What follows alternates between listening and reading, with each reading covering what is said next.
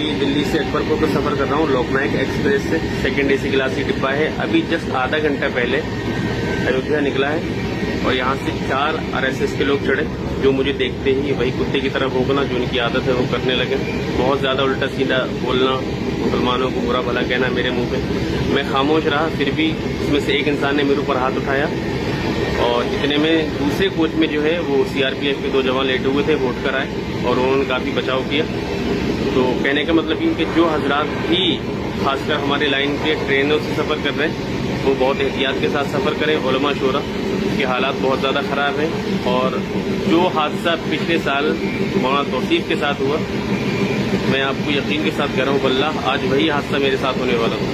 लेकिन ये मखदूम अशरफ का करम है कि उन्होंने बहुत हिफाजत की। अल्लाह ताला तमाम उलमा शोरा की हिफाजत। हाँ, हमारे साथ कई लोग मौजूद थे, इमरान रईसी, सैयद मनाहिल मियां साहब, राशिद मरकज़ी साहब।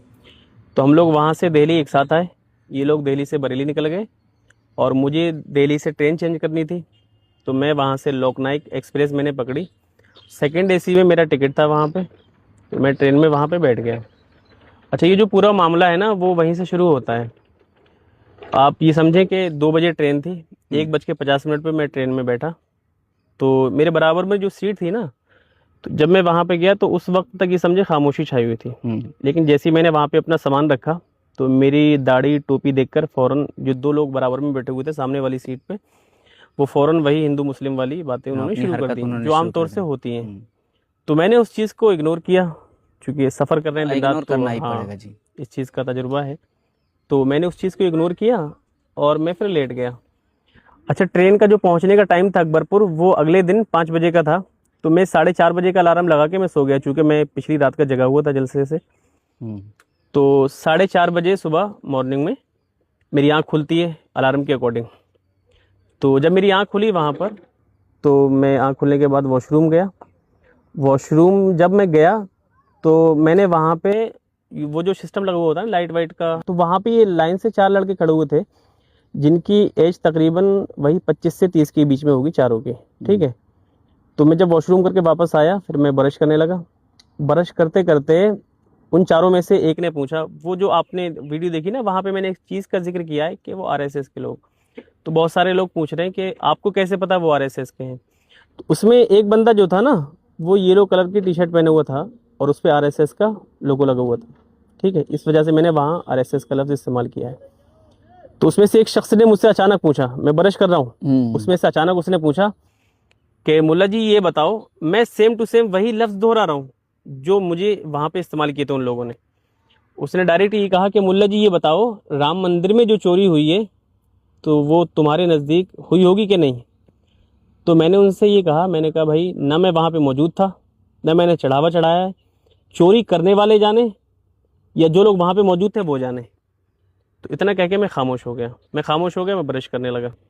फिर उन्हीं चारों में से एक दूसरा बंदा बोला फौरन कि ऐसा तो नहीं हो सकता कि मुल्ला जी तुझे पता नहीं हो, क्योंकि तुम लोग ही तो चाहते हो कि बाबा को बदनाम किया जाए। मैंने कहा भाई ये कैसी बातें कर रहा है तू, और मुझसे ऐसी बातें करने का तेरा मतलब भी क्या है। मैंने आपसे कुछ बात की, मैंने कुछ नहीं बोला ना, फिर आप ज़बरदस्ती मुझको क्यों छोड़ रहे हो। इतनी बात कह के मैं खामोश हो गया। फिर मैं मुंह धुलने लगा। ब्रश करने के बाद मैं मुंह धुलने लगा। वहीं पे मैंने ये समझे कि पहला जो वो होता है पानी मारा ही था अपने चेहरे पे। फौरन उसमें से चारों में से जो येलो टी शर्ट वाला जो था ना, उसने मेरे पीठ पे एक चांटा रसीदा।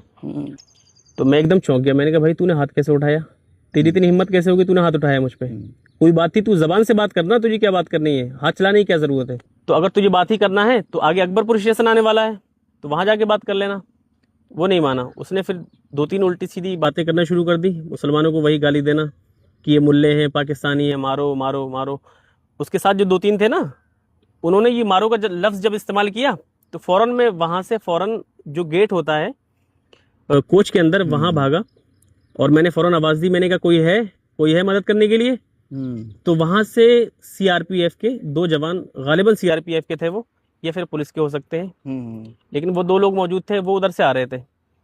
तो जैसे ही उन्होंने मुझे सुना, मेरी आवाज़ सुनते बोले क्या बात है, कैसे परेशान हो, क्यों आवाज़ निकाल रहे हो। तो मैंने कहा सर ये 4 लोग हैं, ये परेशान कर रहे हैं और मुझे गाली भी दे रहे हैं, मुझ पर हाथ भी उठा रहे हैं। तो उन 2 लोगों ने जैसे ही उनको देखा, उनको डांटा और उनके पीछे पीछे वो चले गए नेक्स्ट कोच में, ठीक है। मैं इधर आ गया, वो नेक्स्ट कोच में चले गए।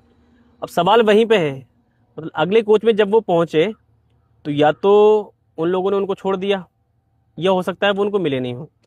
ये भी हो सकता है कि उतर गए हों। हाँ, फरमाता है कि वो काबा को अपना घर फरमा रहा है, और काबा शरीफ इतना मुकद्दस घर है कि एक मुसलमान सिर्फ जाए और जाकर काबा शरीफ को देख ले तो उसके दिल में जो भी तमन्ना और दुआ होती है दीदारे काबा की बरकत से अल्लाह ताला उसे कबूल फरमा लेता है।